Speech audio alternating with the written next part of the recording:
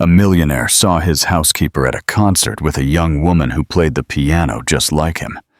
As he listened to each note, he felt an eerie chill. He approached slowly, unable to look away. Something about that woman felt too familiar, and what he discovered afterward changed everything. Daniel Thorne adjusted the knot of his burgundy bow tie for the third time in front of the full-length mirror that dominated his dressing room. At 45, his reflection showed a man at the peak of his life. His black hair just sprinkled with a few gray hairs, strategically placed at his temples. His beard was perfectly trimmed, and he carried the kind of confidence that only money and success can give you. "Mr. Thorne, the car is ready." The voice of Ryan, his personal assistant of 8 years, interrupted his scrutiny. "Thank you, I'll be right down." When Ryan left, Daniel picked up the platinum watch resting on a leather tray. It was a Patek Philippe that had belonged to his father, one of the few things he kept from him besides his last name and a passion for music. He put it on with an automatic motion while mentally reviewing the night's commitments. The event was important, the annual gala for the Esperanza Music Foundation, where young talent sponsored by his foundation would be performing. As the main benefactor, he was expected to give a speech, shake hands, smile for photographs, and, of course, sign another generous check. Daniel sighed. These events represented the social part of his philanthropy, the public face that newspapers and society magazines so appreciated, the successful businessman who dedicated part of his fortune to discovering and supporting young musical prodigies. What no one knew was that, beyond social duty, these galas gave him a contradictory mix of pride and melancholy. Every time he listened to one of these young people play, he relived the teenager he himself had been, with dreams of becoming a concert pianist before his father's sudden death prematurely thrust him into the business world. With one last glance at his reflection, he left the room and went down the marble stairs that led to the foyer of his mansion in the exclusive Beacon Hill neighborhood. The space, designed by one of Boston's most sought-after architects, combined classic opulence with modern touches. At the far end, visible from almost every angle of the ground floor, rested his most treasured possession, a Steinway grand piano, black and shiny like a deep pool. Daniel paused briefly in front of the instrument and ran his fingers over the keys without pressing them, an almost ritualistic gesture he performed every time he left the house. The piano was much more than a luxury object or decoration. It represented that part of himself he rarely showed to the world, a sanctuary of authenticity in a life that sometimes felt like an elaborate stage play. "Traffic is clear, sir. We'll arrive with plenty of time," Ryan informed him, waiting by the front door. During the drive to Symphony Hall, Daniel distractedly checked emails on his phone as the city scrolled by outside the tinted windows. The chauffeur drove along the main avenues, now lit by the night lights that transformed Boston into a cityscape of contrasts. Tonight, unlike most, Daniel felt an inexplicable unease, as if something were about to happen. "Do you have the information on the students performing tonight?" he asked Ryan, who was in the front seat. "Yes, sir. I've emailed you their profiles. There are 5 in total, all with outstanding grades." Ryan paused before adding, "There is one particularly outstanding pianist. According to the program director, she is the most brilliant prospect they've had in years." Daniel nodded without commenting. Every year, there was a most brilliant prospect, and while he generously funded the program, he had long since learned to temper his expectations. Genuine talent was as rare as pure diamonds, and while many young people showed impeccable technique, few possessed that indefinable spark that turned a performance into true art. Symphony Hall stood majestically in the historic center, its neoclassical facade lit up for the occasion. A small crowd swirled at the entrance, sponsors, students' families, journalists, and figures from Boston's cultural world. When Daniel's vehicle pulled up in front of the steps, a murmur of recognition ran through the crowd. "Remember, you have to meet with the Minister of Culture before the concert," Ryan reminded him as they got out of the car. "And the reception afterward is scheduled for 10 in the Bicentennial Ballroom." Daniel nodded, automatically adopting the expression of distant cordiality he had perfected for these events.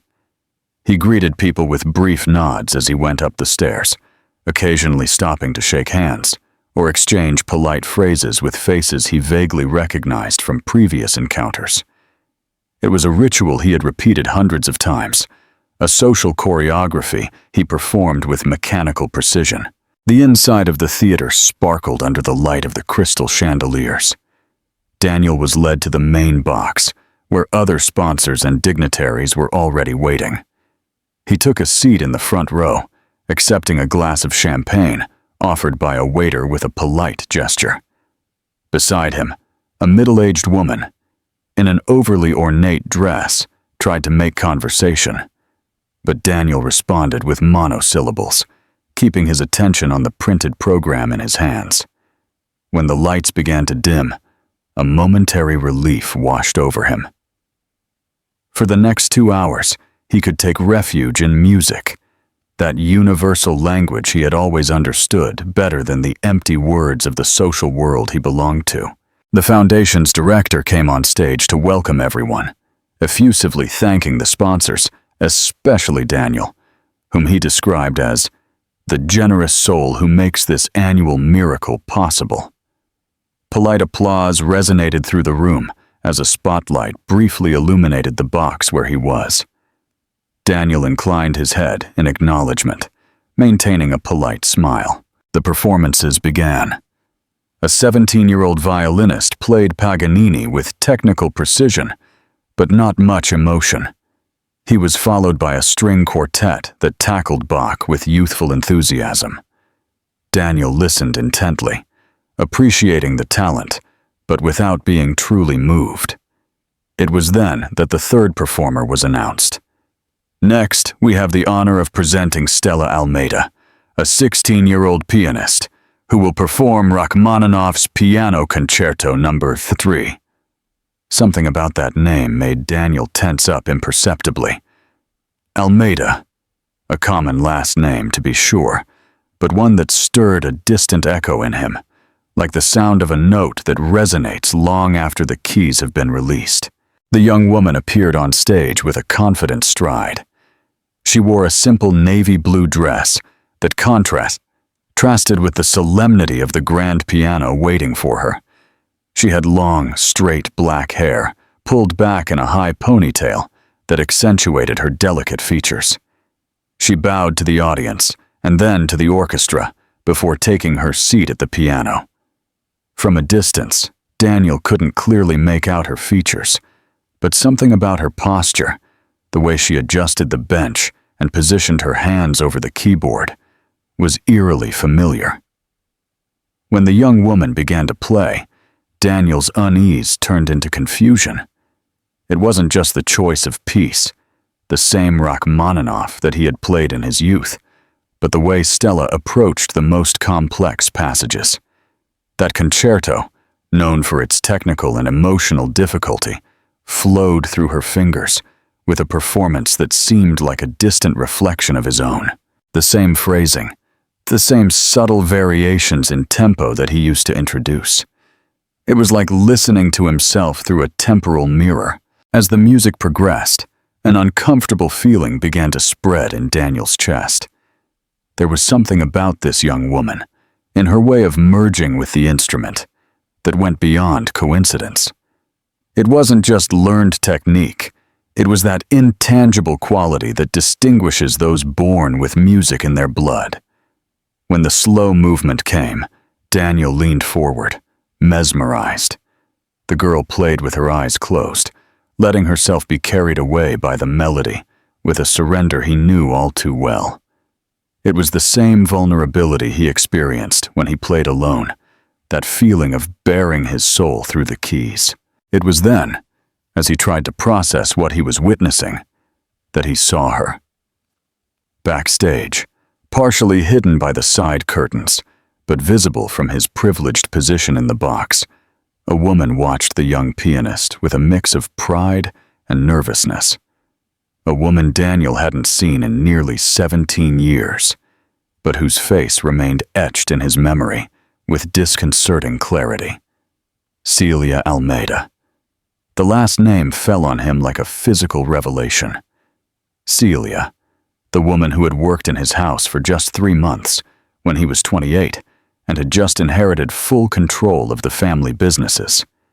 Celia, with whom he had shared more than casual conversations during those afternoons when he took refuge in his piano, seeking relief from the weight of his new responsibilities. Celia, who had abruptly disappeared, leaving only a brief letter of resignation without explanation. 17 years ago, the age of the young pianist, 16 years old. The mathematical connection flashed through his mind like lightning, leaving him momentarily breathless. His fingers clenched on the program, wrinkling the paper as he tried to maintain his outward composure. On stage, Stella reached the climax of the movement, her hands flying over the keyboard with the same technique Daniel had perfected over years of study. It wasn't just the music. Now that he watched her with almost painful attention, he could see other details. The way she tilted her head slightly during the most intense passages, the curve of her mouth, the arch of her concentrated eyebrows, features he saw every morning in his own reflection. "Are you all right, Mr. Thorne?" The whispered question from Ryan, sitting 2 seats away, momentarily brought him back to reality. "Perfectly," he replied in a voice that didn't sound like his own. When the piece ended, the theater erupted in applause. Stella stood, visibly moved, and took several bows. The orchestra stood to acknowledge her performance, and the conductor handed her a bouquet of flowers. It was at that moment, as the young woman smiled at the audience, that Daniel could see her face clearly under the stage lights. The resemblance was undeniable. The shape of her eyes, the line of her jaw, even the crooked smile, were like seeing a feminine, youthful version of himself, mixed with Celia's soft features. "She's extraordinary, isn't she?" someone commented to his left. "They say she's largely self-taught. Her mother raised her alone, working as a music teacher at a school in Boston." Daniel barely registered the words. His mind was racing between the present and the past, trying to reconstruct those months, remembering the last time he had seen Celia. It had been a Friday afternoon. They had made love on the rug in his study, next to the piano, after weeks of accumulated tension and furtive glances. The following Monday, she was gone. The letter of resignation vaguely mentioned personal matters and thanked him for the opportunity. He hadn't insisted, assuming she might have felt uncomfortable about what had happened, or had simply found a better job. He never imagined, never suspected. On stage, Stella took one last bow, and, for an instant, her gaze seemed to meet Daniel's directly. It was just a second, but enough for a shiver to run down his spine. Then, the young woman disappeared backstage, where Celia was waiting for her. The applause continued, but Daniel was no longer really present. His mind was a whirlwind of questions, memories, and an emotion for which he had no name. Was it possible? Could that extraordinary pianist be his daughter? Why had Celia never told him anything? Could that have been the reason for her sudden disappearance? "The concert will continue after a brief 15-minute intermission," a voice announced over the speakers as the lights came back on. Daniel stood up with mechanical movements. "I'm going to go down for a moment," he told Ryan, who looked at him with surprise. Normally, Daniel avoided mingling with the public during intermissions. "Would you like me to accompany you, sir?" "No, I need to talk to someone. Alone." Without waiting for a response, Daniel left the box and headed for the stairs that led to the dressing rooms. His heart was pounding hard in his chest, driven by a certainty that grew with every step. He had to find Celia and Stella. He had to know the truth. 17 years of silence were about to be broken, and Daniel Thorne, the man who had always maintained control of every aspect of his life, found himself navigating completely unknown waters. What do you think Daniel will say to Celia and Stella? Do you think they will be open to his questions, or will he face more pain and rejection? Leave your thoughts in the comments below, and don't forget to like this video. The hallway that led to the dressing rooms was crowded with people: sound technicians, assistants with folders, musicians preparing for the second half. Daniel walked through them with determination, ignoring the glances of recognition and the half-hearted greetings. In his mind, there was only one objective: find Celia and the young pianist. A man with headphones and a credential hanging around his neck tried to stop him when he reached the restricted area. "Sorry, sir. Only authorized personnel beyond this point." Daniel looked at him as if he barely registered his presence. "I am Daniel Thorne," he replied, with the voice he used in decisive meetings, the one that allowed no argument. "I need to speak with one of the performers, Stella Almeida." The name and Daniel's voice had the expected effect. The man hesitated, clearly recognizing the event's main benefactor. "Of course, Mr. Thorne. The soloists are in the dressing rooms at the end of the corridor. Allow me to accompany you." "That won't be necessary," Daniel cut him off. "I know the way." Without waiting for a response, he continued down the hallway. With each step, the tumult of questions in his mind grew. What would he say to Celia after all these years? How would he approach the young woman? And what if he was wrong? If it was all an extraordinary coincidence? But he knew it wasn't. Something inside him, deeper than reason, told him that Stella was his daughter. He had felt it the very moment her fingers touched the first notes of Rachmaninoff. He stopped in front of a door where a small, makeshift sign indicated soloists. He took a deep breath, trying to calm the hammering of his heart. Then, just as he was about to knock, he heard voices from inside. "You were magnificent, darling." It was Celia, her voice more mature, but unmistakable. "Your performance was perfect." "Thank you, Mom." Stella's voice sounded younger, vibrant with contained emotion. But it wasn't perfect. In the third movement, there was a passage where I lost the tempo a little. No one noticed. I noticed, and I bet he did too. There was a silence. Daniel held his breath, motionless in front of the door. "What do you mean?" Celia's voice now sounded cautious. "I saw his name in the program. Daniel Thorne. It's him, isn't it? My father." The impact of those words shot through Daniel like an electric shock. She knew, or at least she suspected. "Stella, we've talked about this," Celia began in a tired tone, like someone revisiting a conversation that had been repeated many times. "We've never really talked about this, Mom. You always avoid the subject. But I'm not stupid. I've researched him. I know he's a pianist, just like me. I know you left when you found out you were pregnant. What I don't know is why." The frustration in the young woman's voice was palpable. Daniel remained motionless, an involuntary spy on a conversation that should never have happened behind a closed door. "It's complicated," you always say. "It's complicated." What exactly does that mean?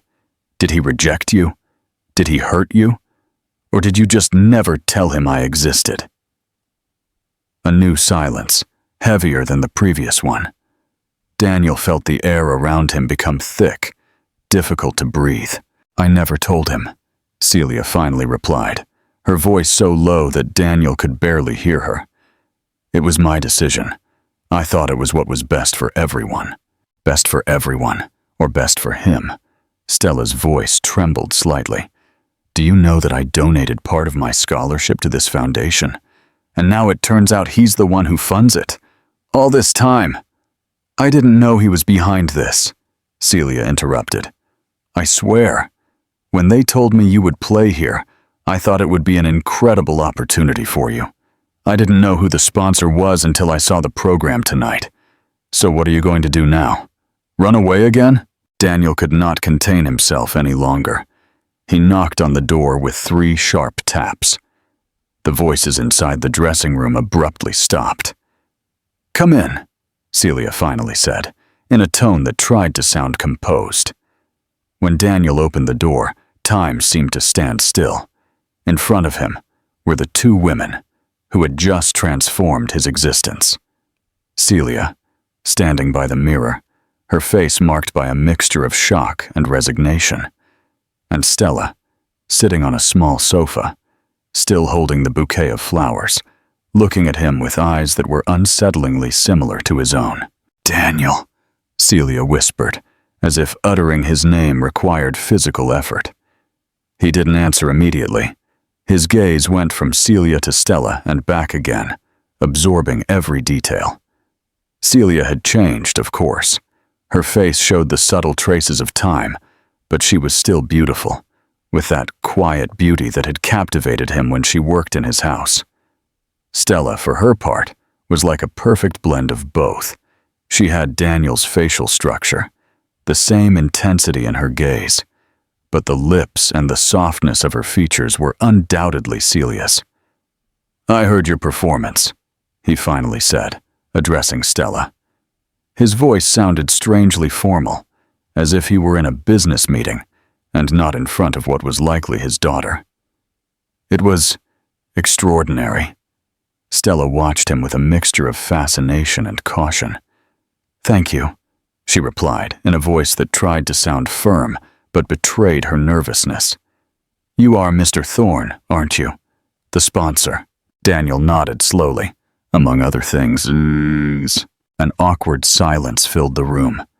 So many questions, so many emotions contained, and none of the 3 seemed to know how to proceed.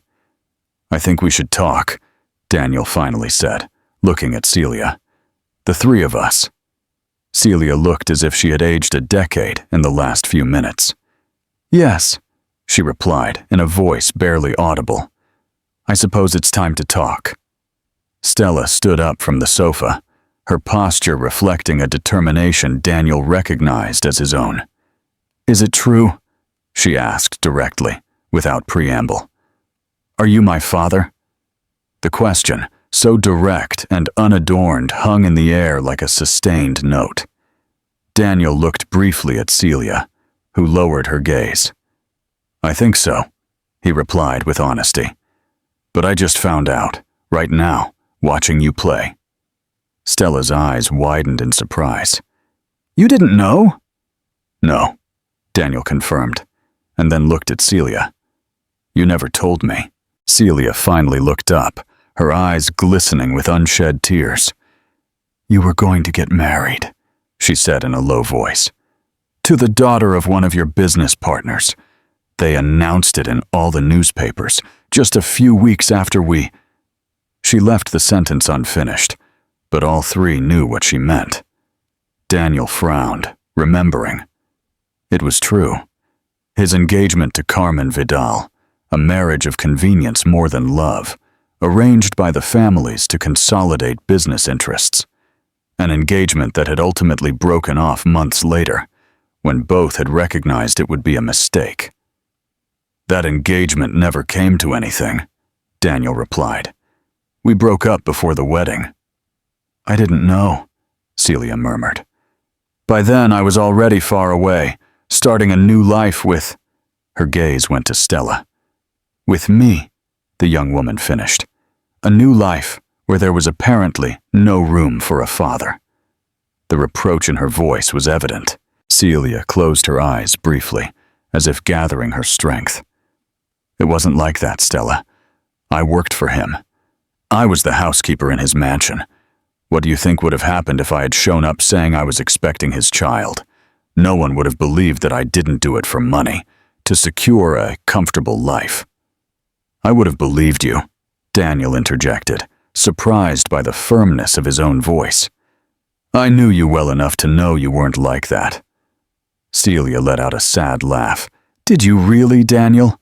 Did you know me? We barely spoke beyond what was necessary. Yes, we shared moments, but you were the son of one of the country's most influential families. I was the one who cleaned your house. Fairy tales don't happen in real life." Her words hit Daniel with an uncomfortable truth. Maybe he wouldn't have believed her. Maybe, at that time, caught up in family and business pressures, he would have reacted exactly as she feared. "I thought I was doing the right thing," Celia continued. "For you, for me. And especially for her." She looked at Stella with infinite love. "I never wanted to hide a father from you.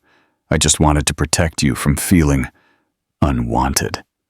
Stella shook her head, visibly moved. "I would never have felt that way. You were too young to understand it then." A knock on the door interrupted the conversation. An assistant peeked her head in. "Excuse me, but the second half will begin in 5 minutes. All soloists are required in the waiting area." Stella looked at the clock, and then at her mother and Daniel. The tension was palpable. "I have to go," she said, hastily gathering some sheet music. "I have to be present when the others finish."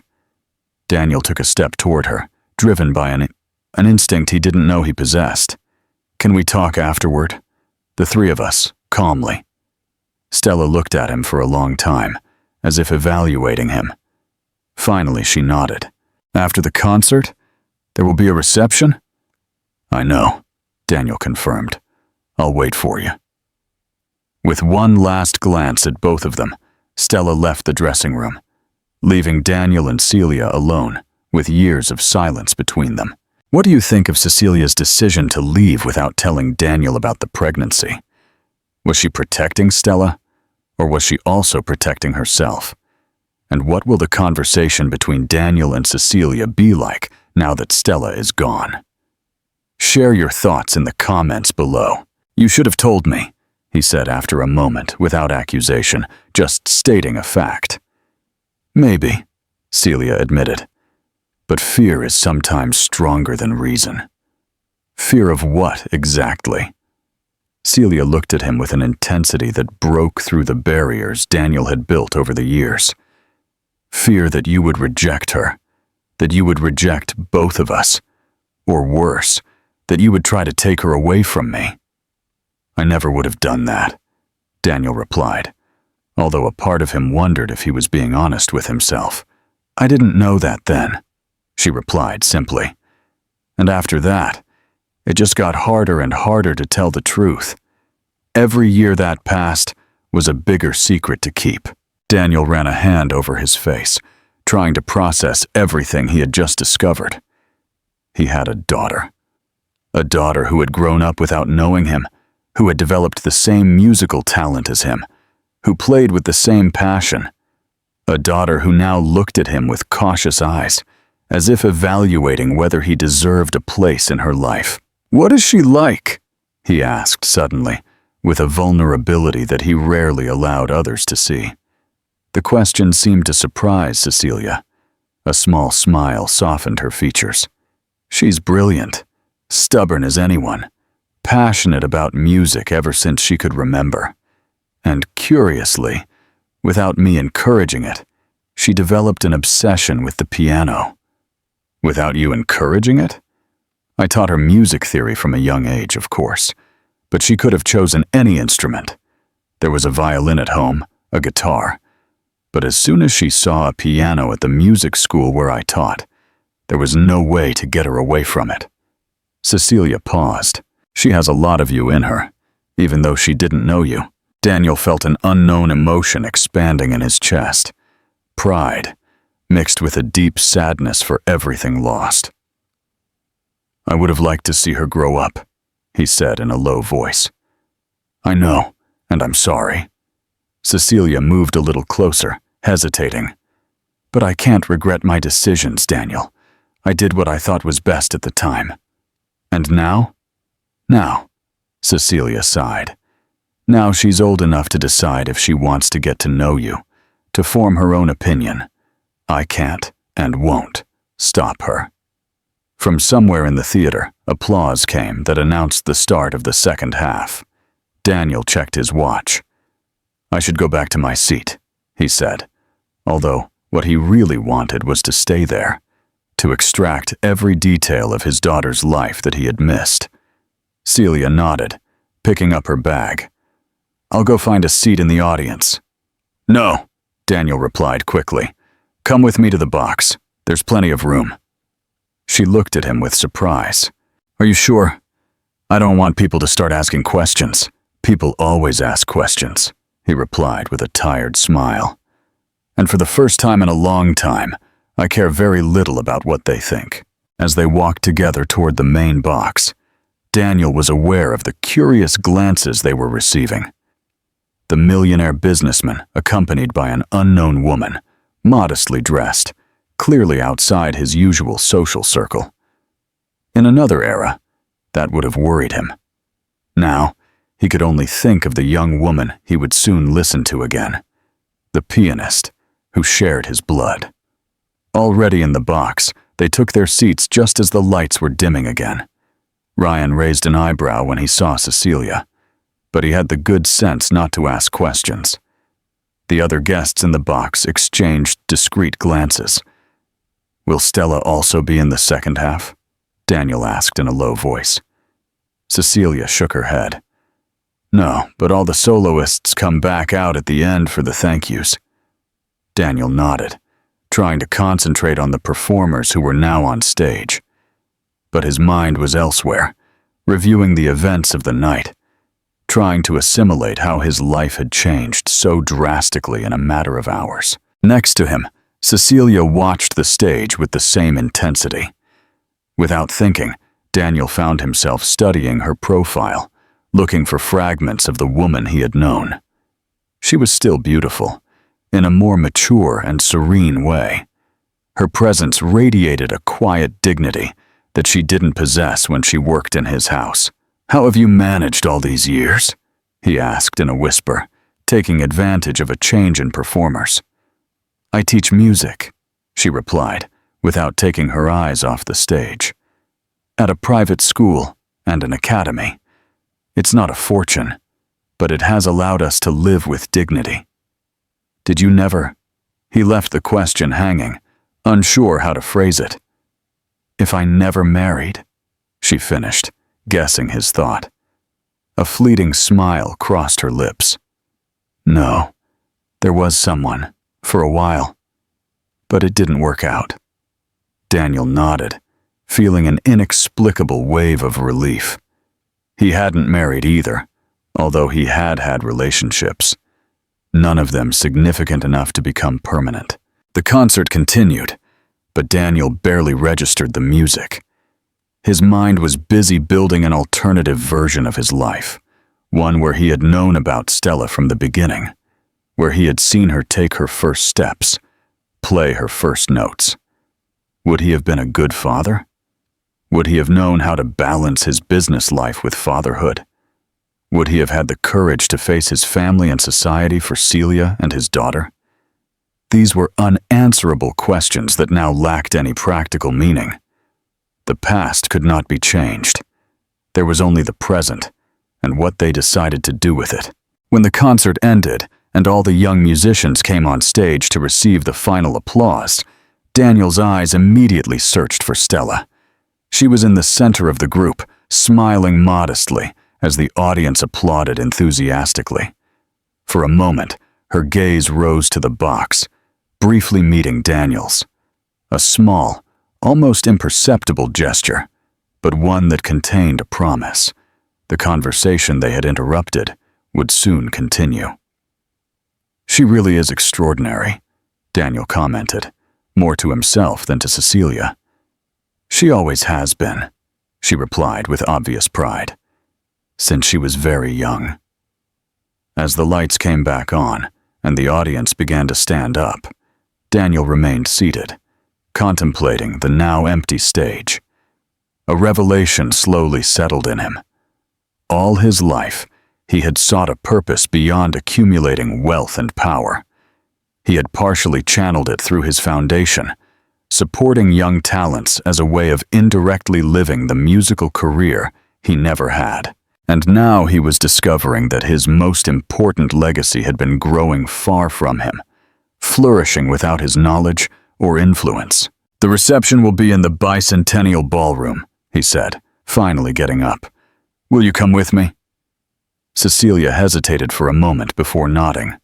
"Yes, I think it's time we faced this. All three of us." As they left the box, Daniel realized that, for the first time in many years, he felt something like hope. He didn't know what this new reality would bring, whether Stella would accept him into her life or if he would only remain a peripheral figure. But he was determined to try, to get to know the extraordinary young woman he had just discovered. "You know," he said as they walked down the hallway, "I've never stopped playing the piano, every day, without fail." Cecilia looked at him with a mixture of surprise and understanding. "She can't go a day without playing either. She says it's like breathing." "Exactly," Daniel replied, recognizing his own feelings in those words. "It's like breathing." And with that simple connection, they both headed toward the ballroom where Stella was waiting for them, ready to begin a conversation that should have happened many years ago. What do you think will happen when Daniel, Stella, and Cecilia meet at the reception? Will the conversation be easy, or will there still be tension? And what do you think Daniel's most important legacy is? Share your thoughts in the comments below. The Bicentennial Ballroom of Symphony Hall sparkled under century-old crystal chandeliers. Waiters with trays circulated among the guests, offering champagne and canapés, while photographers discreetly captured the most prominent personalities. In a corner, a small chamber orchestra played pieces by Mozart, creating a sophisticated musical backdrop that was soft enough to allow for conversation. Daniel entered the ballroom with Cecilia by his side. Immediately, he felt the gazes of the attendees fix on them. It was no surprise. Daniel Thorne, the elusive businessman who rarely socialized at these events, was arriving accompanied by an unknown woman who clearly did not belong to his usual circle. "Everyone is looking at us," Cecilia murmured, visibly uncomfortable. "Let them look," Daniel replied with a serenity that surprised even himself. "It doesn't matter." They moved through the groups of guests. Occasionally, someone would try to stop Daniel to exchange greetings or introduce him to a companion, but he would excuse himself with a polite nod, without stopping. His eyes scanned the room, looking for Stella. They found her by one of the windows, surrounded by a small group of people who were congratulating her on her performance. She was wearing the same navy blue dress from the presentation, but she had let her hair down, and it now fell in waves over her shoulders. The sight of her struck Daniel with a strange mixture of pride and sadness. She was undeniably beautiful, with a presence that transcended her youth, and he had missed every stage of her development. As if she felt his gaze, Stella looked up. Seeing them, she excused herself from the people around her and walked toward them with a determined step. Daniel noticed that even in her way of moving, there was something of him. The same contained determination, the same upright posture. "I thought you might not come," she said. When she was in front of them, her voice a mix of defiance and vulnerability. "We promised we would," Cecilia replied, placing a hand on her daughter's shoulder. Stella nodded, then looked directly at Daniel. "Can we talk somewhere more private?" "Of course," he replied. "I know this theater. There's a small rehearsal room on the second floor that should be empty now." Without waiting for confirmation, he began to guide them toward a side door, away from curious glances. As they walked, Ryan suddenly appeared beside him. "Mr. Thorne, the Minister of Culture wants to speak with you, and the press representatives are waiting for your statements about the event." "You handle it," Daniel replied without stopping. "I have an urgent personal matter." The surprise on Ryan's face was evident. Daniel never delegated relationships with the press or political figures, but he nodded professionally. "As you wish, sir." They went up a less-traveled staircase until they reached a silent hallway. Daniel led them to a dark wooden door, which he opened gently. The interior was a small room with an upright piano against one wall, some scattered chairs, and large windows that offered a view of the illuminated city. "This place is used by the soloists to warm up before performances," he explained, turning on a few lamps that created a warm, intimate atmosphere. They went in and closed the door behind them.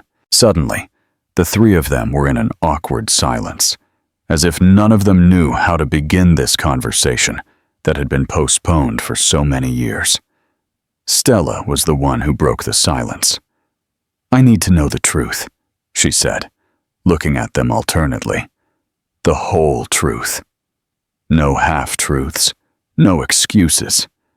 Daniel and Cecilia exchanged a look. "That's fair," Daniel replied, pulling 3 chairs into a small circle. "Ask whatever you want to know." They sat down. Stella took a deep breath, as if preparing herself. "How did you really meet?" A simple but fundamental question. Cecilia looked at her hands clasped in her lap.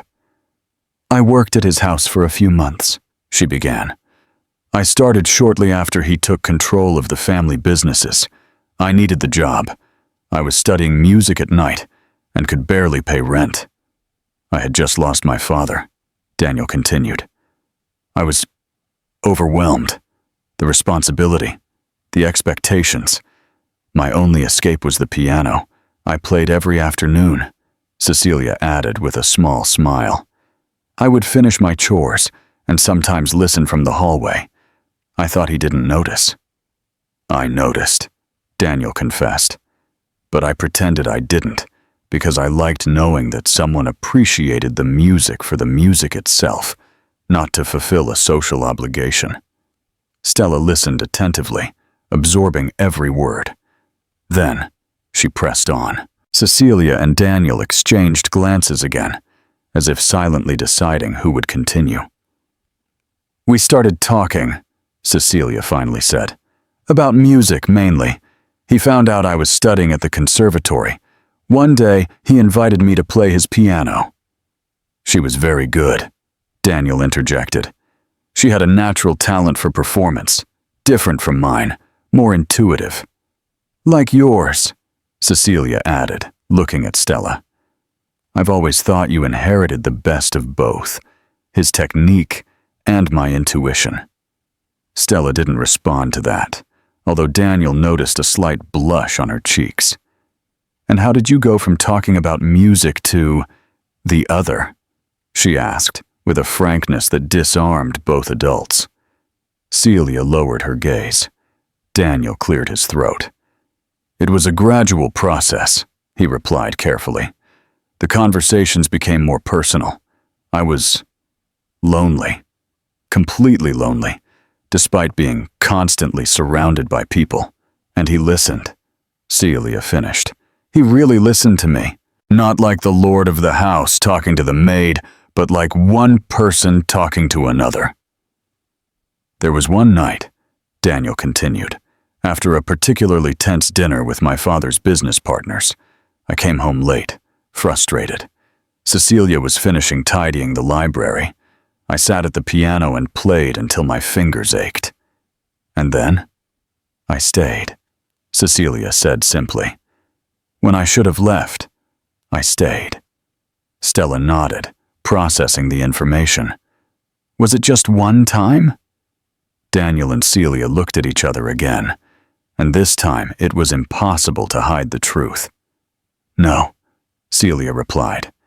"It was a few weeks, always hidden, always with the feeling that we were doing something forbidden."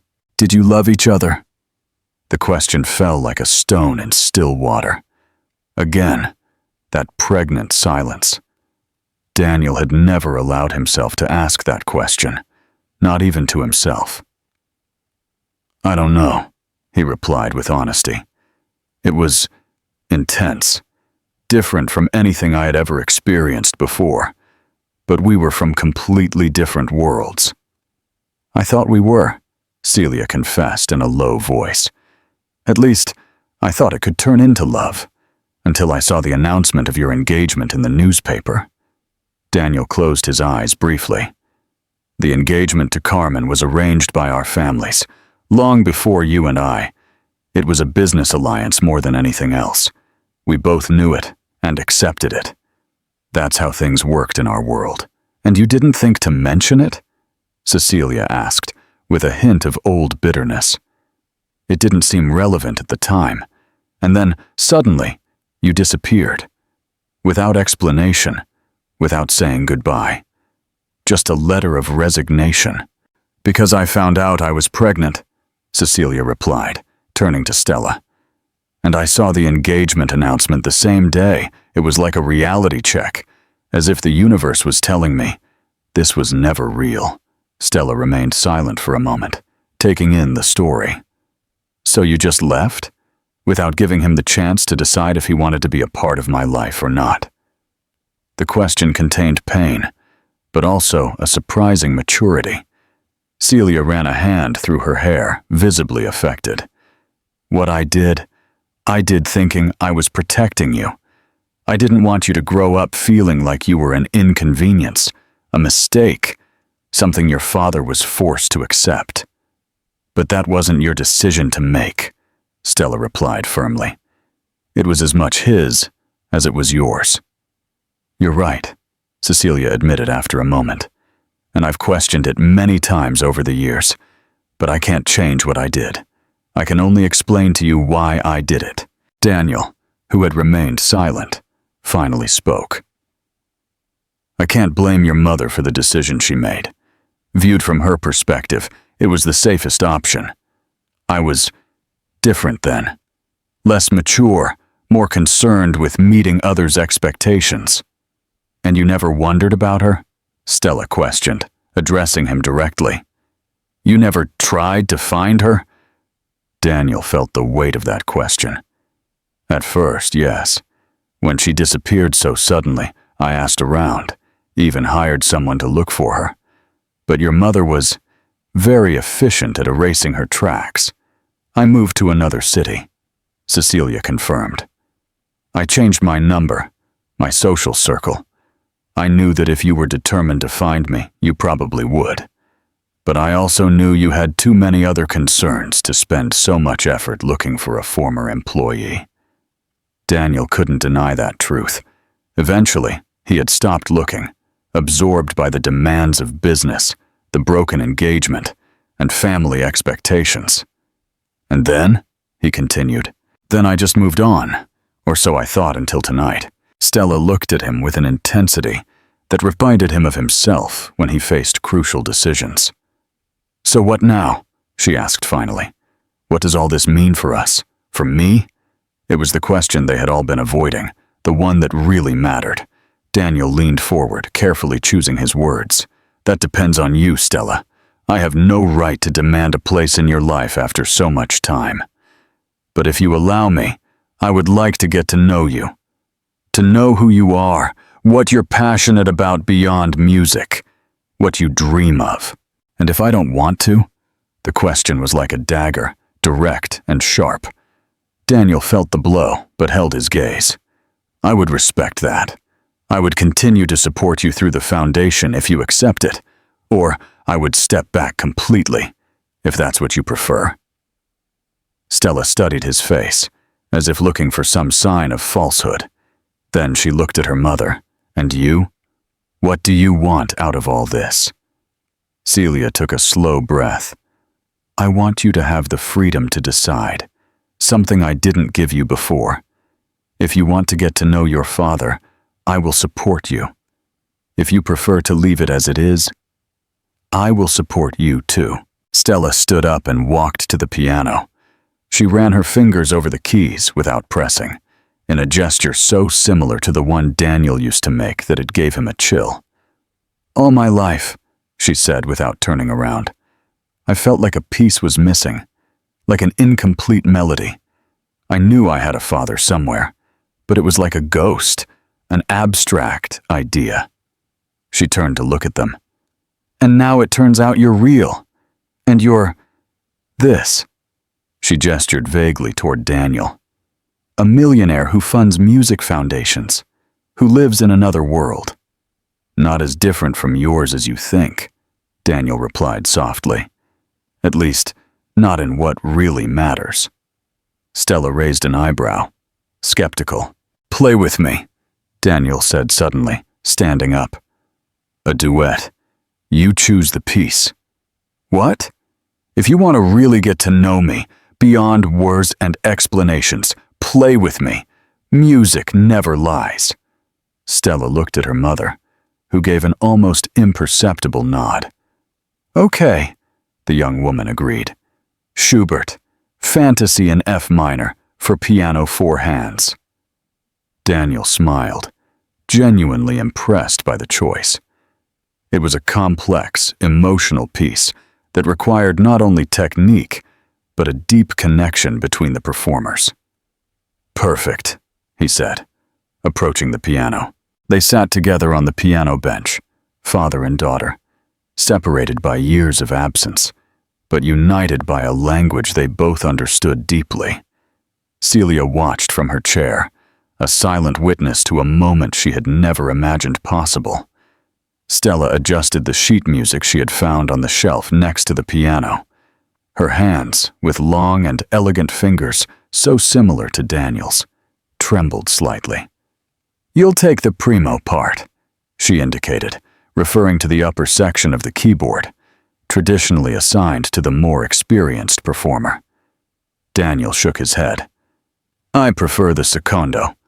You'll shine better on the main melody. It was a small gesture of deference, but Stella seemed to understand it.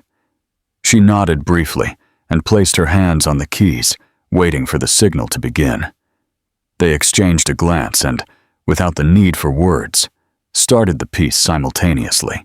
The first notes of the fantasy filled the room, melancholic, questioning, like a whispered conversation between two souls who recognize each other but still don't dare to reveal themselves completely. At first, they played cautiously, each one attentive to the other's movements, respecting the shared space of the keyboard.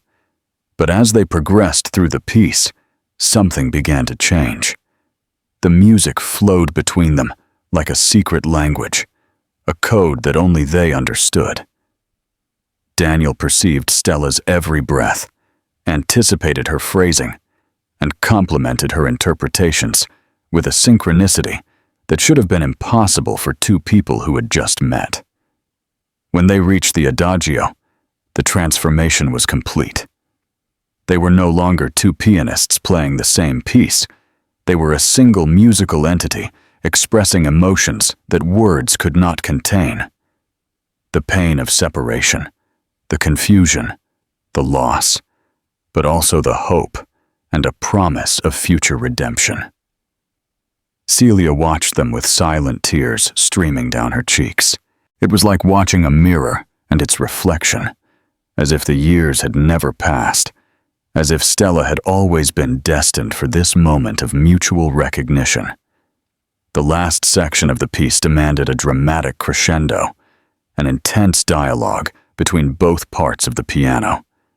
Daniel and Stella gave themselves completely, their hands moving in perfect coordination, creating a sound tapestry that transcended technique to become pure emotion. When the last note resonated in the air, neither of them moved their hands immediately. They remained that way, in that final suspension, as if they didn't want to break the invisible bond they had created. Finally, Stella removed her hands from the keyboard and looked at Daniel. In her eyes, a mixture of awe and recognition shone. I've never played like that with anyone, she said in a low voice, almost a whisper. It's like we could read each other's minds. I know, I felt it too. We have the same way of interpreting the rubato, Stella observed, referring to the subtle flexibility and tempo that gave the piece life. And we make the same gesture with our wrists in the chromatic passages. And we both hold our breath before the fortissimo chords, Daniel added with a soft smile. Your teacher must have scolded you for that. Constantly, Stella confirmed, allowing herself a small smile. He says it's a habit I need to correct. Mine said that too, I never succeeded. Celia approached them, discreetly wiping away her tears. It was extraordinary, she said, as if you had rehearsed together for years. Stella gently closed the piano lid and stood up. She walked to the window, looking at the city lights as she processed what she had just experienced. Daniel watched her, giving her the space she needed. What happens now? Stella finally asked, turning to them. Her voice sounded firmer, as if the music had clarified something within her.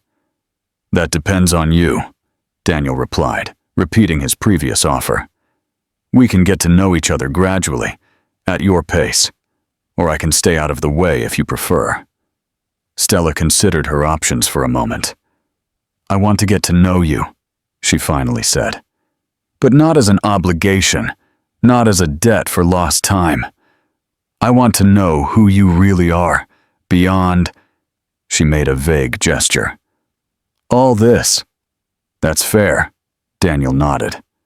What do you propose? We could start with something simple, maybe Sunday breakfasts, neutral, no pressure. Daniel felt a lump in his throat. A weekly breakfast, something so common for many families. But for him, it represented an unexpected treasure. I would love that, he replied with sincerity. Celia, who had remained silent, intervened. Stella has an important recital next month, at the conservatory.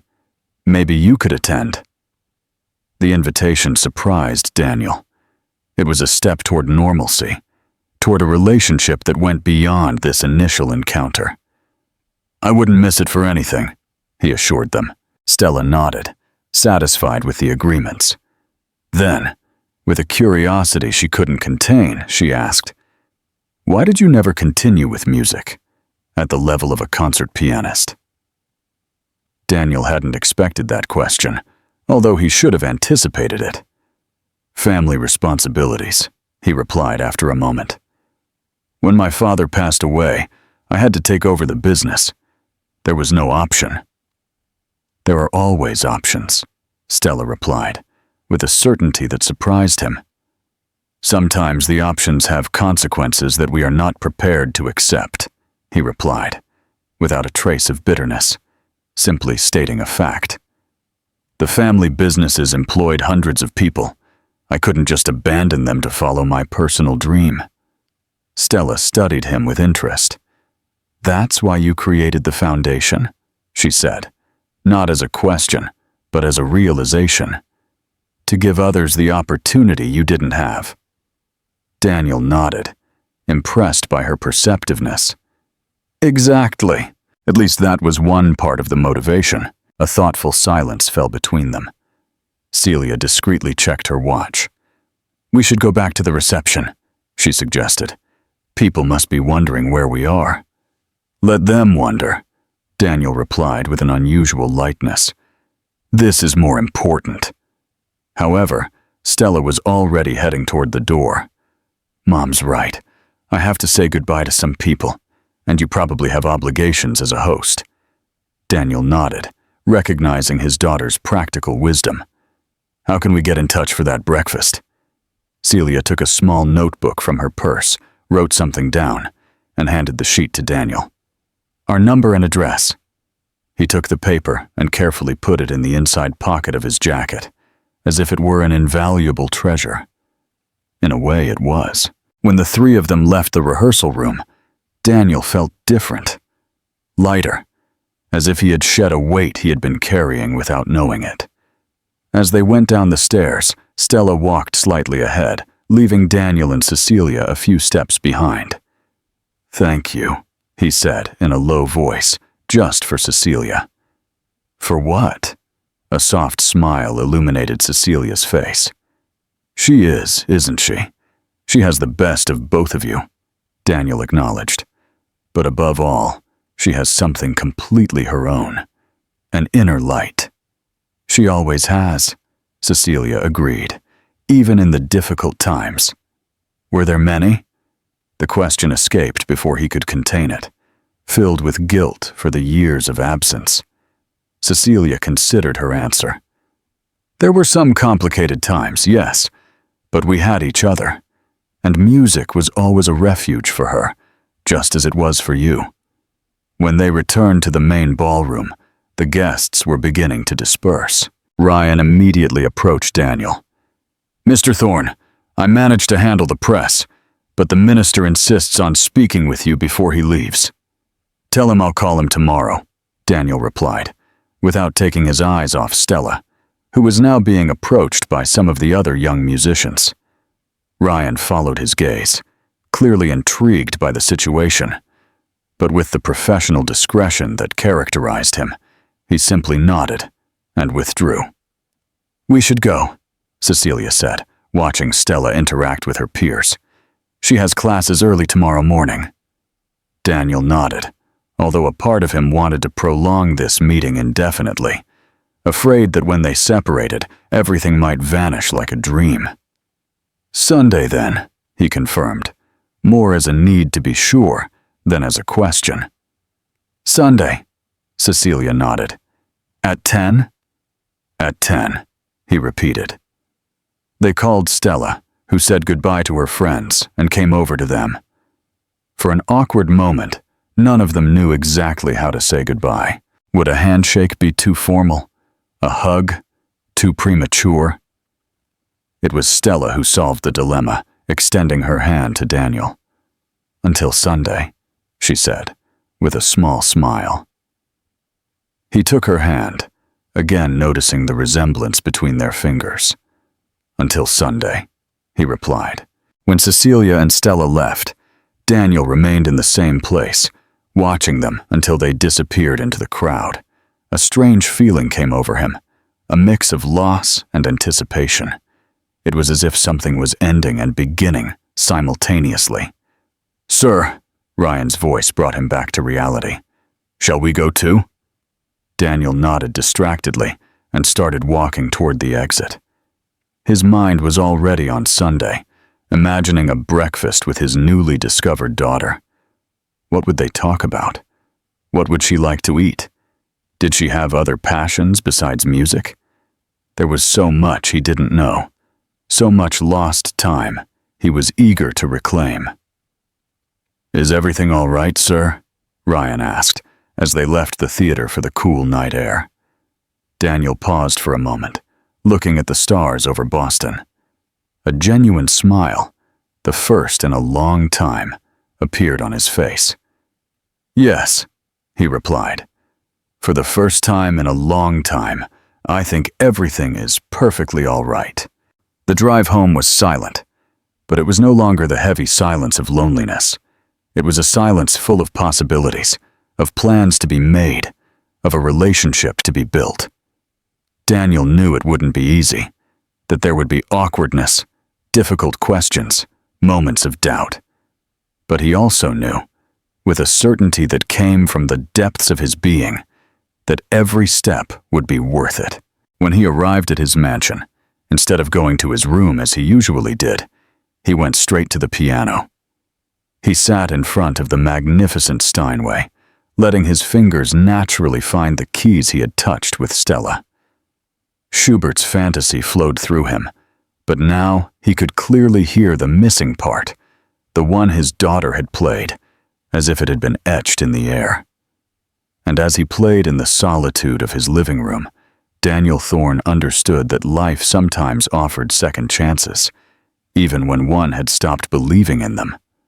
The thought was so powerful, so moving, that his eyes misted over as the notes continued to flow from his fingers, filling the house with a music that was no longer incomplete. What do you think is the real reason Daniel decided to have his mother, Cecilia, and Stella all attend the reception together? And do you believe that Daniel and Celia will have a second chance at love, or will they simply remain a family for Stella? Share your thoughts in the comments below. Sunday morning dawned with an unusual clarity for Boston. Daniel woke up before his alarm went off, with that feeling of anticipation he had only experienced before truly important events in his life. He prepared himself with a care that surprised even himself, choosing informal but elegant clothes, dark pants and a navy cashmere sweater, without a tie or an ostentatious watch. He wanted to look approachable, not like the businessman who appeared in business magazines. As he drove to the address Cecilia had given him, in a quiet residential neighborhood of Boston, Daniel tried to calm his nerves. He had faced multi-million-dollar negotiations with less anxiety than he felt about this breakfast. The building where Celia and Stella lived was modest but well-maintained, with a small garden area at the entrance. Nothing like the ostentation of his mansion in Beacon Hill, but not a run-down place either. A dignified home, a reflection of a life built with constant effort. With the bouquet of flowers he had bought along the way, a simple but beautiful selection of lilies and freesias, and a box of fine pastries, Daniel rang the doorbell of apartment 502. It was Celia who opened the door, dressed simply, but with the same understated taste that Daniel remembered. For an instant, seeing her in that domestic setting, he felt a pang of what might have been if circumstances had been different. "Good morning," she greeted with a cautious smile. "Punctual as always." "Some things never change," he replied, offering her the flowers. Celia accepted them with a gesture of genuine surprise. "Thank you. They're beautiful. And this is for breakfast," she added, handing him the box of pastries. "Although I wasn't sure if you would like them." "Come in," she invited, stepping aside. "Stella is finishing up her practice. She didn't want to stop until she completed the passage she was studying." Daniel smiled, recognizing that trait. "I used to do the same thing. My mother used to get desperate when she called me for dinner, and I insisted on finishing a piece." The interior of the apartment was cozy and bright. It wasn't large, but it was decorated with exquisite taste that made its modest dimensions easy to overlook. What most caught Daniel's attention was the upright piano against one of the living room walls, surrounded by shelves full of sheet music and books. And next to the piano, with her back to him, was Stella. So concentrated on the music that she hadn't noticed his arrival. Her fingers flew over the keys with precision and passion, playing what Daniel recognized as a Chopin etude, a particularly challenging one. He stopped in the center of the room, not wanting to interrupt, fascinated by the sight of his daughter in her element. Cecilia stood beside him, also watching. "She's been like that since dawn," she commented in a low voice. "When she's preparing for a recital, it's impossible to get her away from the piano." When Stella completed the piece with a final flourish, Daniel couldn't help himself and applauded softly. She turned around, startled. "I didn't hear you come in," she said, quickly getting up from the piano bench. "I didn't want to interrupt," Daniel replied. "Your interpretation of Chopin is flawless." Stella smiled slightly, accepting the compliment with a nod. She was wearing jeans and a simple blouse, her hair pulled back in a high ponytail. She looked younger and more vulnerable than in the theater, more authentic in a way. "He's always been my favorite composer," she commented, coming over to say hello. "Mine too," Daniel replied. "Especially the nocturnes." "The nocturnes are good," Stella conceded. "But the etudes, those are the real challenge." There was a moment of silence, that awkward instant where neither of them knew exactly how to proceed. Would a hug be too much? A handshake too formal? Finally, Stella extended her hand, and Daniel shook it briefly, again noticing the resemblance between their fingers. "I've prepared breakfast," Cecilia intervened, easing the tension. "And it looks like Daniel has brought pastries." "Almond croissants," he confirmed. "Although I wasn't sure you would like them." I love croissants, Stella replied, with genuine enthusiasm, the first truly spontaneous gesture she had shown. They went to the small dining table by the window, where Cecilia had set out a simple but appetizing breakfast: freshly brewed coffee, orange juice, toast, and scrambled eggs. A vase was waiting for the flowers Daniel had brought. While Celia poured the coffee, Daniel discreetly observed the apartment, absorbing every detail. The framed photographs showing Stella at different stages of her growth, always next to a piano. The diplomas and awards proudly hung on a wall. The music books that mixed with novels and academic texts on the shelves. "What's it like to live in Beacon Hill?" Stella asked suddenly, taking Daniel by surprise. He considered his answer, aware that it was a deeper question than it seemed. "It's quiet. Too quiet sometimes, and more lonely than people imagine." "You live alone," she continued. "Besides the staff, I mean. Completely alone since my wife passed away," Daniel confirmed. "I never married, although I had relationships, none of them significant enough to change my situation." Cecilia, who had remained silent, intervened softly. "Stella, don't interrogate Daniel before he's finished his coffee." "It doesn't bother me," he assured her with a smile. "The curiosity is understandable. There are many years to make up for." "And why did you never marry?" Stella insisted, ignoring her mother's warning. "Didn't you want to start a family?" The question touched a sensitive spot. Daniel took a sip of coffee while he organized his thoughts. "I guess I never found the right person," he finally replied. "Or maybe, when I did, the circumstances weren't right." His gaze briefly met Celia's before returning to Stella's. "And as for starting a family, I think a part of me always knew that something important was missing. Now I understand what it was." Stella nodded, processing the answer. Then, as if she had made an internal decision, her attitude changed slightly, becoming more open. "Do you still play regularly?" she asked, with genuine interest. "Every day," Daniel confirmed. "It's the last thing I do before I go to sleep, and the first thing I do on many mornings. It's necessary for me." "For me too," Stella agreed with enthusiasm. "Mom says that even when I was a baby, the only thing that would calm me down was the sound of piano music." "I'm not surprised." Daniel smiled. "It's in your blood."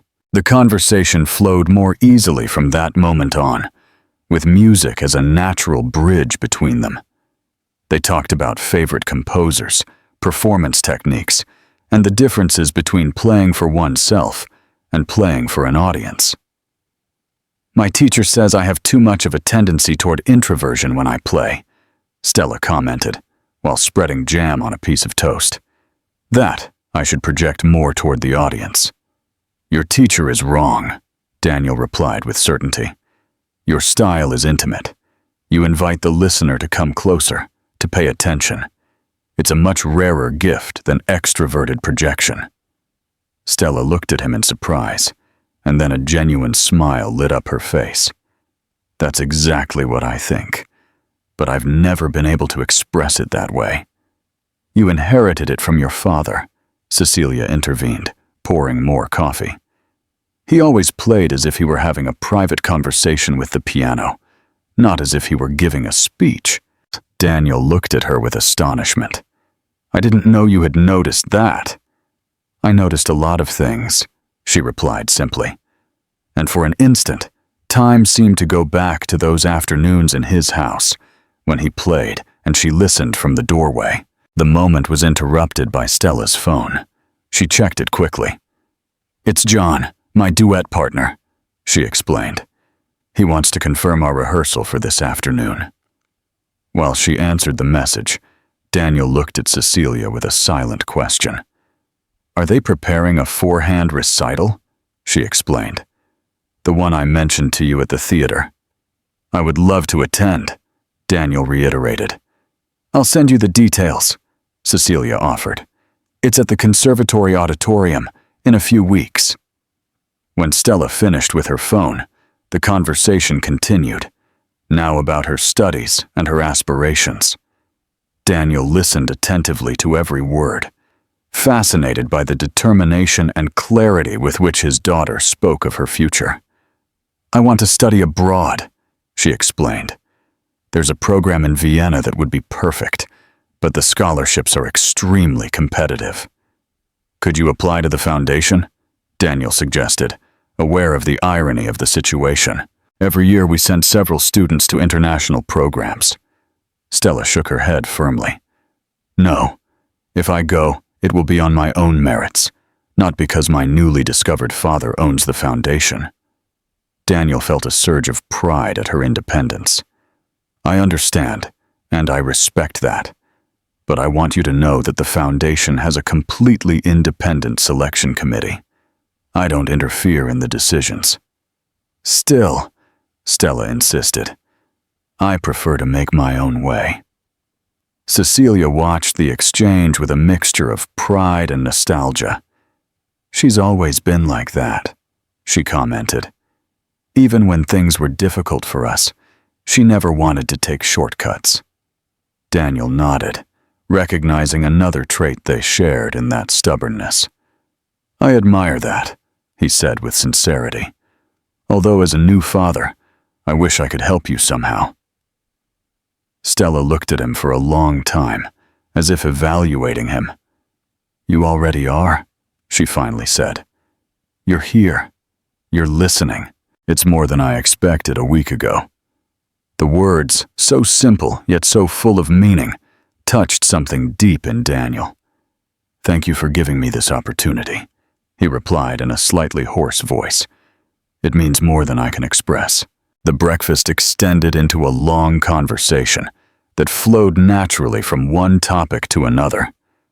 Daniel discovered that his daughter was not only an extraordinary pianist, but also an avid reader, passionate about art history, and with a sharp sense of humor that emerged when she felt comfortable. Cecilia participated in the conversation, but also knew when to discreetly withdraw, allowing father and daughter to build their own dynamic. In one of those moments, when she went to the kitchen to prepare more coffee, Stella looked at Daniel with a sudden seriousness. "She has sacrificed a lot for me," she said in a low voice, referring to her mother. "She never allowed herself to pursue her own musical career because she always prioritized my studies." Daniel nodded, feeling the weight of that revelation. "Your mother is an extraordinary woman." "She is," Stella confirmed. "And she deserves something better than teaching at schools to pay the bills. She has her own talent." "I know," Daniel replied, remembering how Celia used to play the piano in his house, with a sensitivity that transcended her technical training. "What can I do to help her?" Stella seemed surprised by the direct question. "I don't know," she admitted. "I don't think she would accept direct help. She's too proud. Like you," Daniel observed with a soft smile. "Like both of you," she corrected, returning the smile. When Cecilia returned, the conversation resumed its previous course, but Daniel had made a mental note of what was said. There was a debt he wanted to repay, although he didn't yet know exactly how. Finally, after what seemed like minutes, but were hours, Daniel checked his watch and realized it was time to go. Stella had her rehearsal, and he had promised not to monopolize her entire Sunday. At the door, the goodbye was less awkward than the initial greeting. This time, it was Stella who took the initiative, offering him a brief but meaningful hug. "Thanks for coming," she said with sincerity. "Thank you for having me," he replied, moved by the gesture. "Next Sunday, then?"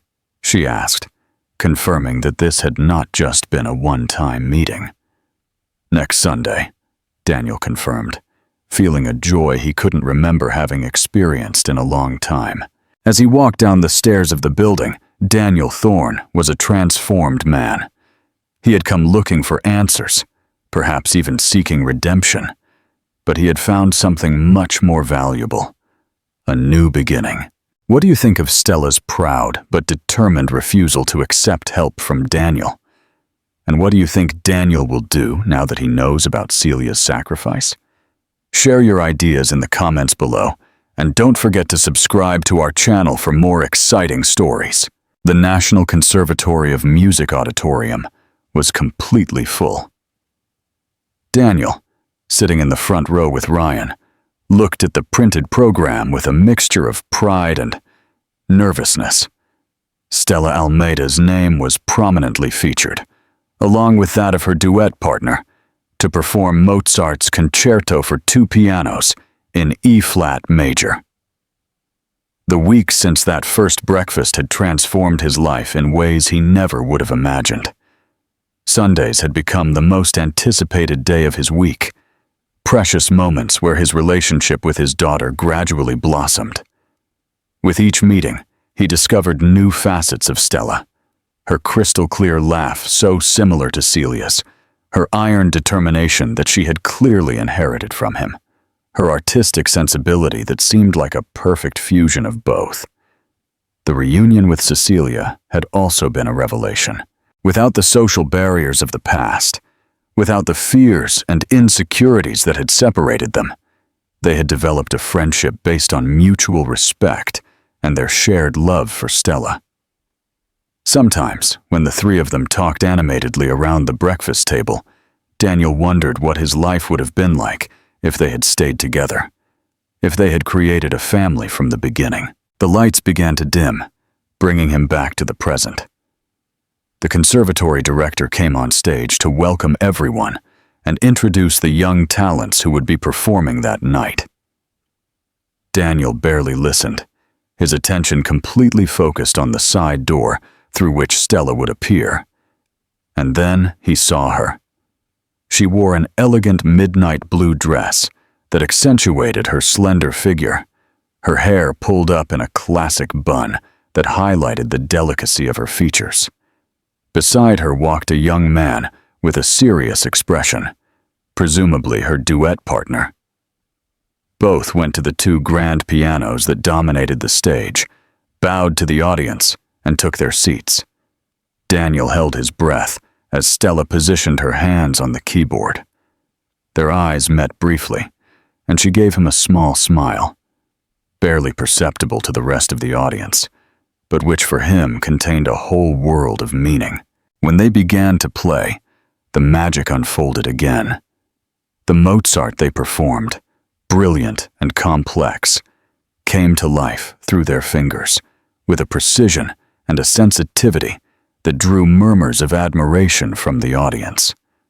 Daniel, who knew the piece intimately, could appreciate the nuances that Stella introduced, her unique way of phrasing the melodies. In the middle of the second movement, his gaze shifted to a figure sitting discreetly at the end of the second row. Celia.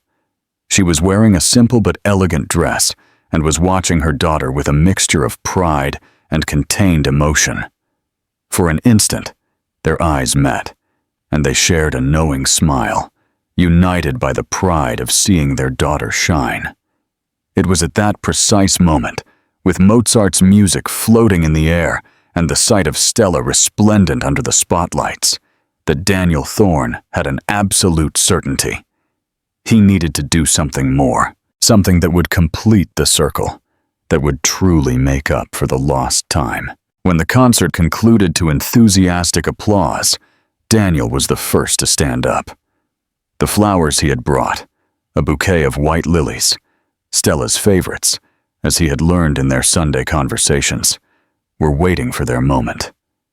After the customary greetings and thanks, he found Stella and Cecilia in the lobby, surrounded by fellow students and professors who were congratulating them.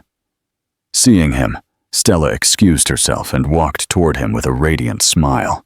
"What did you think?" she asked, with that mix of confidence and vulnerability that Daniel had learned to recognize. "Extraordinary," he replied, handing her the bouquet. "Mozart would be proud."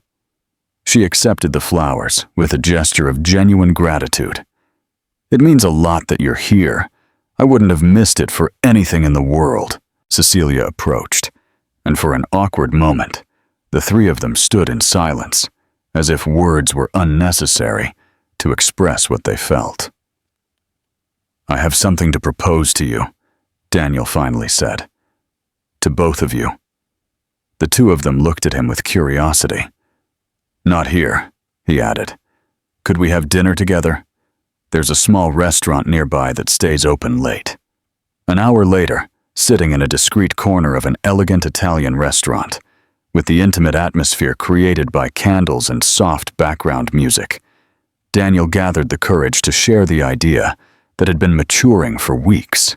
I've been thinking a lot about the future, he began after they had ordered. About what really matters. Cecilia and Stella exchanged a look, intrigued by his solemn tone. Stella mentioned her desire to study in Vienna, he continued. And while I completely respect her decision to do so on her own merits, I've had an idea that you might consider. He paused, organizing his thoughts. I've decided to create a new foundation, he announced finally. Independent of the Thorn companies, dedicated exclusively to musical development. An institute where young talents can perfect their skills with the best international teachers, without financial worries. Stella's eyes widened in surprise. And I would like, Daniel continued, now looking at Cecilia, for you to direct it.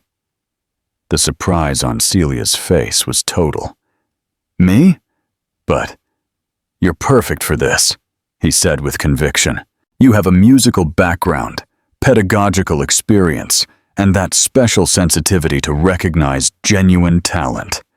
And you deserve the opportunity to develop your own career after so much time dedicated to others.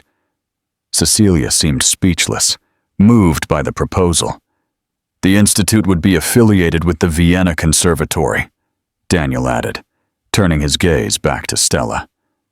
With a permanent exchange program, it wouldn't be a shortcut for you, but it would be an opportunity to be connected to what you want, while staying close to your family.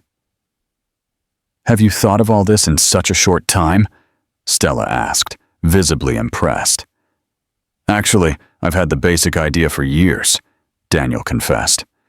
But I never found the right motivation or purpose to implement it. Now I have it. A silence fell as Celia and Stella processed the proposal.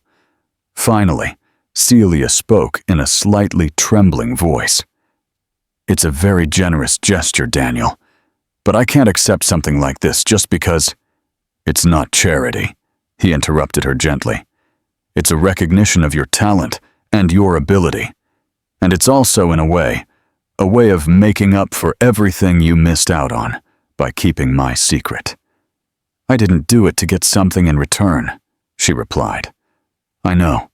That's why you deserve this, and more. Stella watched the exchange with an unreadable expression. Can I ask a question? She finally intervened. Does this proposal have anything to do with your feelings for my mother? The question, direct and unfiltered, typical of Stella, momentarily left Daniel speechless. He looked at Cecilia, whose eyes reflected the same uncertainty. Yes, he replied with honesty, but not in the way you might think. It's not an attempt to buy affection or to force a situation. It's a recognition that, despite the years and the circumstances, there's a connection between us that never completely disappeared. A connection that goes beyond you, even though you are its most beautiful manifestation. Cecilia lowered her gaze, visibly moved. Stella slowly nodded, as if the answer satisfied her. In that case, the young woman said with a small smile, I think we should seriously consider it, Mom. Think about it, Daniel added, relieved by the reaction. There's no rush. It's a proposal that will stay on the table for as long as you need to decide. The dinner continued in a more relaxed atmosphere, discussing possibilities and dreaming about the future. By the time dessert arrived, The three of them were laughing like a family that had always been together. As they left the restaurant, under the starry Boston sky, Daniel offered to drive them home. During the ride, Stella mentioned a concert the Philharmonic Orchestra was giving the following week. "We should go together," she suggested, with a naturalness that moved Daniel. "The three of us." "I would love that," he replied, exchanging a look with Cecilia through the rearview mirror. When they arrived at the building, Stella went ahead to call the elevator, leaving Daniel and Cecilia alone for a moment. "Thank you," she said in a low voice, just for Daniel. "For everything you're doing for Stella. For us." "I'm the one who should be thanking you," he replied. "You've given me a second chance I don't deserve." "We all deserve second chances," Cecilia murmured. And then, in a gesture that surprised both of them, she leaned in and placed a soft kiss on his cheek. "Good night, Daniel." He remained motionless, feeling the warmth of that simple but meaningful kiss. "Good night, Cecilia." As he drove back to his mansion, Daniel Thorne was experiencing a feeling he hadn't felt in decades. Wholeness. His life, which had always been oriented toward the future, toward the next acquisition, the next project, now seemed anchored in a wonderful present, with promises of an even more extraordinary future. In the months that followed, the transformation was complete. The Thorne Music Institute became a reality, with Cecilia at the helm, bringing her vision and sensibility. Stella, after graduating with honors from the conservatory, earned a scholarship to study in Vienna on her own merits, although she now traveled regularly to Boston thanks to the exchange program. And Daniel finally found the balance he had always sought. He maintained his business responsibilities, but delegated enough to dedicate time to what truly mattered: his newly discovered and rediscovered family, the music that had always been his true passion, and the opportunity to share both with the people he loved. The relationship with Cecilia gradually blossomed, first as a friendship, then as something deeper. They didn't try to rebuild what might have been, but to build something new, based on who they were now, with the wisdom that only years and lived experiences can give. One spring Sunday, as the three of them enjoyed their now traditional breakfast, now on the terrace of the Thorne mansion that Cecilia had transformed with her personal touch, Stella watched them with a smile. "You know, my birthday wish has come true," she commented casually. "What wish?" Daniel asked, intrigued. "The one I made when I blew out the candles on my birthday, right before you saw us on stage," Stella explained. "I wish to meet my father and find out if the music we shared could unite us in some way." Cecilia and Daniel exchanged an emotional look. "It seems some wishes really do come true," Celia said, discreetly taking Daniel's hand under the table. "And sometimes," he added, gently squeezing her hand, "reality surpasses even the most ambitious wishes." As the sun bathed the terrace and the conversation flowed with laughter and future projects, Daniel Thorne understood that he had finally found the perfect melody for his life. A melody that was neither incomplete nor lonely, but a beautiful, harmonious, and whole composition for three voices. And that, he thought as he looked at Cecilia and Stella, was the true wealth he had always sought without knowing it. What do you think is the most important lesson from this story? And what do you believe is the biggest challenge Daniel will face as a new father to a grown daughter? Share your thoughts in the comments below, and don't forget to like this video and subscribe to our channel for more inspiring stories. Love always finds a way.